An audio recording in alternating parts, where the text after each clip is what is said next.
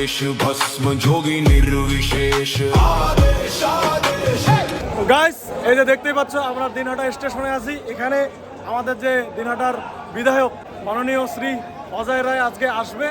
দিনহাটার নবনির্বাচিত বিধায়ক মাননীয় অজয় রায় মহাশয় শপথ গ্রহণ করার পর এই প্রথমবারের জন্য দিনহাটার মাটিতে পা রাখবে। সেই জন্য দিনহাটা স্টেশনে দেখো মানুষজনের কত ভিড়। এই কারণেই আমাদেরকেও ডাকা হয়, তাই আমরাও যাই নতুন এমএলএর সঙ্গে একটু সৌজন্য সাক্ষাৎ করতে।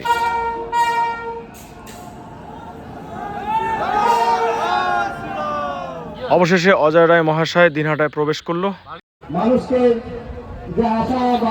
স্টেশন থেকে আমরা সরাসরি স্টেজে চলে যাই, যেখানে ওয়েলকাম অনুষ্ঠানটা হবে। স্টেজে উঠে আমি অপেক্ষা করছিলাম, কারণ একে একে সবাই সংবর্ধনা দিচ্ছিল, কখন আমার নাম বলে এই অপেক্ষায় আমি ছিলাম। তারপরে আসে সেই মুহূর্তটা।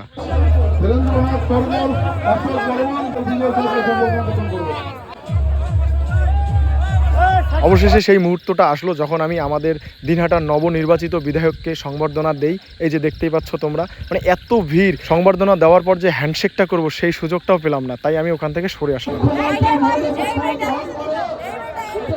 এই যে দেখতে পাচ্ছেন বাচ্চা মেয়েটা, এটা কিন্তু হচ্ছে অজয়দার মেয়ে।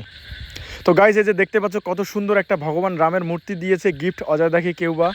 আমার সাথে সাথে সবাই কমেন্টে লেখো জয় শ্রীরাম।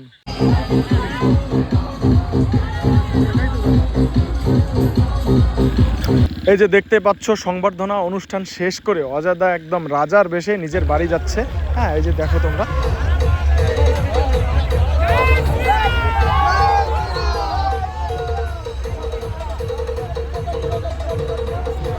তো অনুষ্ঠান শেষে আমিও অজয়দাকে টাটা করে বাড়ির দিকে রওনা দেই। হ্যাঁ, আর এই ভিডিওটা যারা যারা দেখছো অবশ্যই লাইক কমেন্ট এবং শেয়ার করে দিও। আর যারা যারা এখনো পর্যন্ত আমার পেজটিকে ফলো করোনি অবশ্যই ফলো করে নিও। দেখাচ্ছে পরের ভিডিওতে। টাটা, বাবা।